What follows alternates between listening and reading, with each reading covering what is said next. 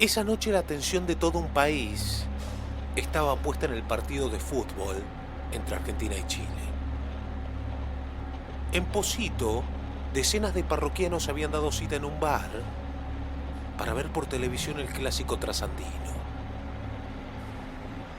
Ahí cayó Óscar Elizondo, vecino y colectivero de la línea 16, que casi todas las noches solía hacer un breve descanso en esa confitería y saludaba a sus conocidos. Pero así como llegó el chofer, se fue a la brevedad, dispuesto a seguir su recorrido nocturno por la zona sur del departamento. Lo curioso fue que no lo vieron pasar después, a la vuelta del recorrido. Tampoco por las otras paradas de la terminal de ómnibus. Peor todavía, jamás llegó a la sede de la empresa para decir que había finalizado su jornada. La situación preocupó a sus compañeros, que salieron a buscarlo por el trayecto que habitualmente hacía desde la capital sanjuanina a Pocito. Pero nada. Ni siquiera había señales del interno 8 en la línea 16. Eso alarmó un poco más a los directores y al resto de los choferes, que junto a la policía se dividieron y durante la madrugada recorrieron las distintas calles del Gran San Juan y el sur de la provincia, tratando de encontrar a Elizondo y aquel colectivo.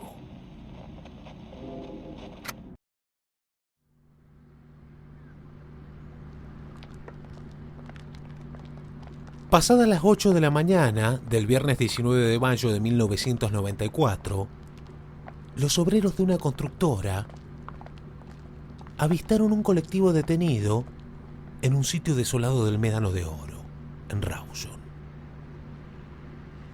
Confirmaron que era el interno 8 de la línea 16, el mismo que conducía Elizondo. Y con estupor, también contestaron que adentro del micro estaba el joven chofer, tendido y sin vida en el piso del coche, con 2 disparos en la cabeza.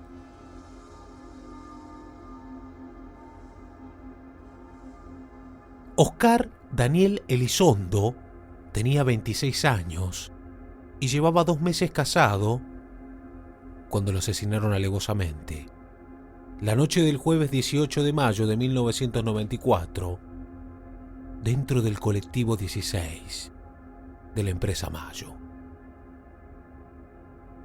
Su crimen conmocionó a la provincia y en especial a Pocito, debido a que el muchacho era vecino de ese departamento. En torno al caso, se tejieron diversas especulaciones por cómo lo encontraron muerto. Tenía 2 tiros en la espalda y le faltaba la recaudación, su campera, un estéreo, la billetera y un reloj. Era muy poco para semejante crimen. La teoría del posible robo se barajó desde un principio, pero los investigadores policiales no estaban muy convencidos. Hay quienes hablaron de un complot y un conjuro previo para acabar con la vida del joven colectivero, porque no cerraba. No tenía sentido que un robo tan común y por una suma de dinero casi menor se realizara semejante despliegue y con ese resultado macabro. La intriga desconcentraba. Como que el ataque estaba muy planeado, justo en el horario que se jugaba el partido de Argentina y Chile, en el momento en el que el chofer estaba solo y en un lugar en el que no había testigos. Se llevaron al colectivero para no dejar nada a la vista, lo dejaron en una calle intransitable y desolada, como es la Garibaldi, cerca de las 5, donde estaba cortado el tránsito por reparaciones. Y lo que más sorprendía era la manera en la que lo mataron, dado que le dieron 2 tiros certeros en la cabeza. Pero ¿qué podían tener contra Oscar Daniel Elizondo? Un joven querido sin antecedentes e hijo de una familia conocida en el barrio Santa Rita, en la villa cabecera de Pocito. Un muchacho recientemente casado con una médica, según los registros de la época. Un trabajador más bien alto, de buen porte, que participaba en una agrupación folclórica y no tenía enemistades. Pasaron 3 días de incertidumbre sin pistas ni absolutamente nada. Pero no faltó un rumor surgido en la calle que llegó a los oídos de los investigadores de la Brigada Sur y que se transformó en sospecha sobre un jornalero apodado el Mendocino. Lo que se decía era que el joven andaba preocupado y que en esa conversación entre conocidos se le escapó que estaba en graves problemas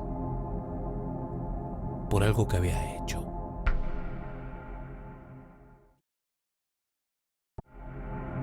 El dato no pasó inadvertido para los policías.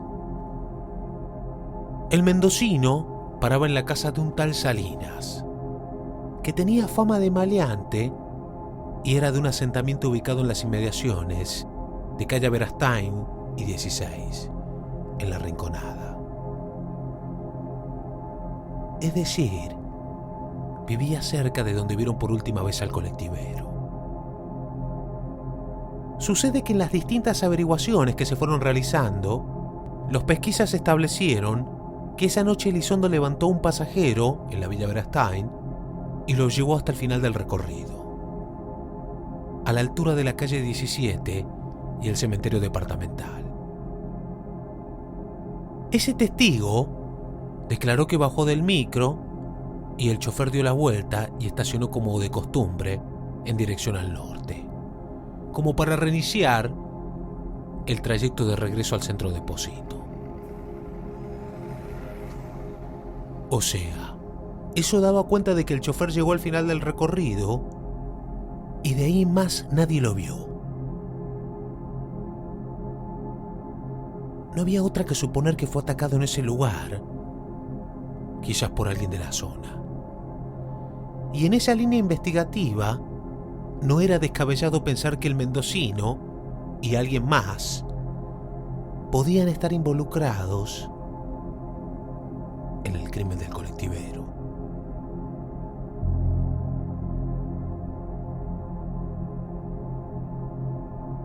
El mendocino era Jesús Escasia, de 25 años, y fue detenido por la policía el domingo 21 de mayo. No demostró ser un experimentado delincuente. Apenas lo arrinconaron a preguntas, largó absolutamente todo. Se despachó admitiendo que él participó en el asalto contra el colectivero Elizondo, pero aseguró que quien lo mató fue Juan Salinas. En ese relato afirmó que otro estuvo con ellos y fue el hijo de este último, Eduardo Vicente Salinas. Ese mismo día apresaron a los Salinas y allanaron su casa, donde encontraron un par de cartuchos calibre 22. Estas balas eran del mismo calibre de los plomos extraídos del cráneo de la víctima. Al revólver no lo encontraron. Escasia dijo que Salinas, padre, contó que lo tiró a un canal.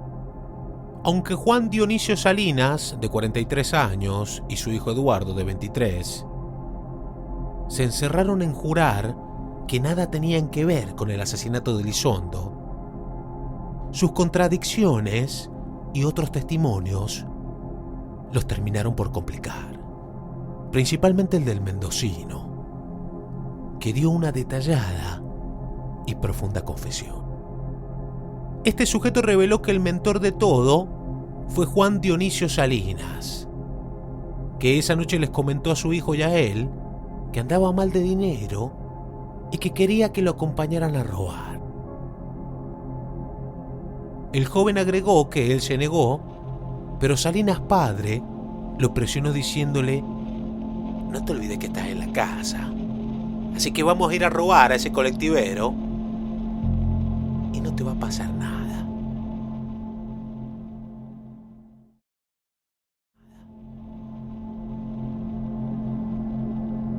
En su relato indicó que eran más de las 22 horas y que los tres caminaron en dirección al cementerio de las calles Berastain y 17, el punto donde el colectivero de la línea 16 finalizaba su recorrido.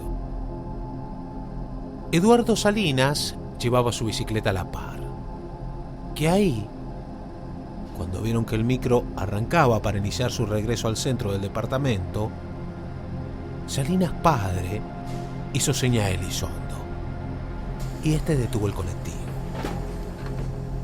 El chofer los conocía porque todos eran vecinos de ahí de la zona de Posito. Por eso se saludaron y le pidieron que los llevara hasta la villa porque tenían que cobrar un dinero. Incluso les hizo el favor de subir esa bicicleta al ómnibus. El mendocino aseguró que el que daba las órdenes era Juan Salinas, que a poco de que el colectivo reanudara la marcha, este se puso detrás del asiento del chofer, sacó un arma y se le apoyó en la espalda. Elizondo no se resistió en ningún momento. Es más, le ofreció todo el dinero que tenía de la recaudación y lo que llevaba puesto, relató.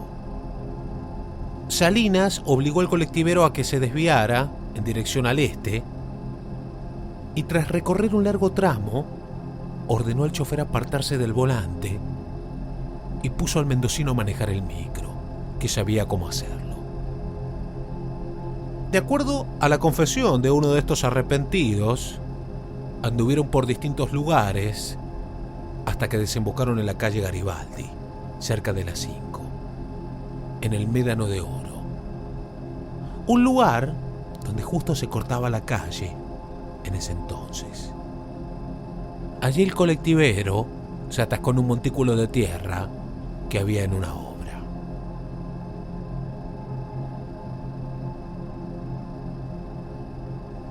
Según el mendocino, tomó la cartera del colectivero con la recaudación, tal como se lo ordenó Juan Salinas, y luego bajó del colectivo junto a Eduardo.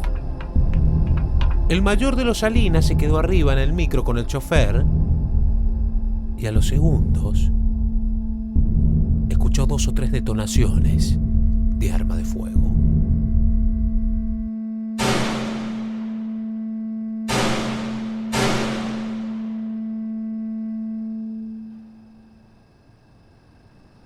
El mendocino explicó que no vio qué pasó ahí adentro, pero contó que después de esos disparos, Juan Salinas descendió tranquilo del ómnibus, le pidió el dinero y exigió que regresaran a la Rinconada.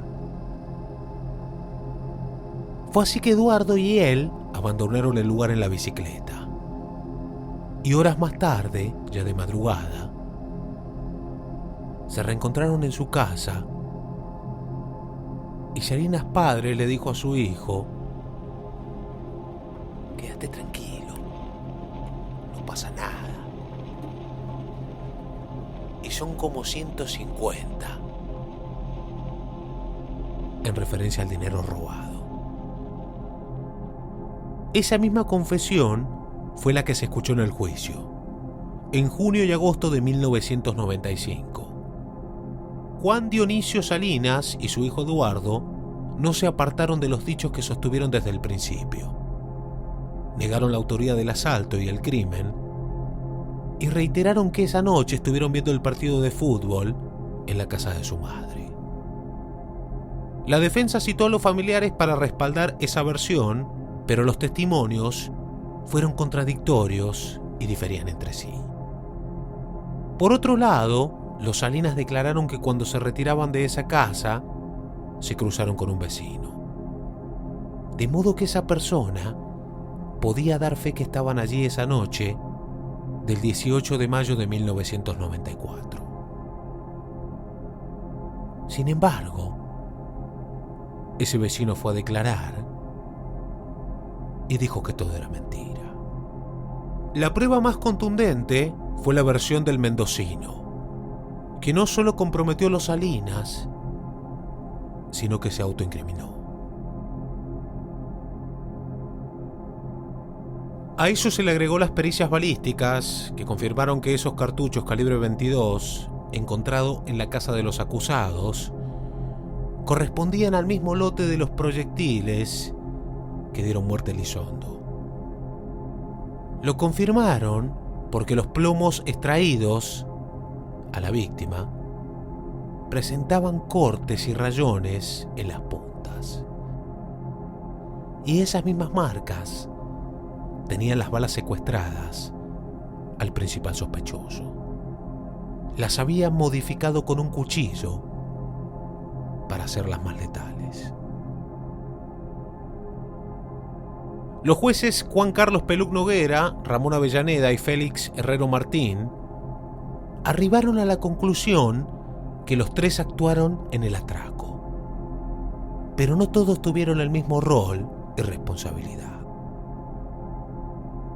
El tribunal de la Sala 2 en la Cámara de lo Penal y lo Correccional entendió que Juan Salinas fue quien mató al colectivero, a Oscar Daniel Elizondo. Todo para asegurarse el robo y procurar la impunidad.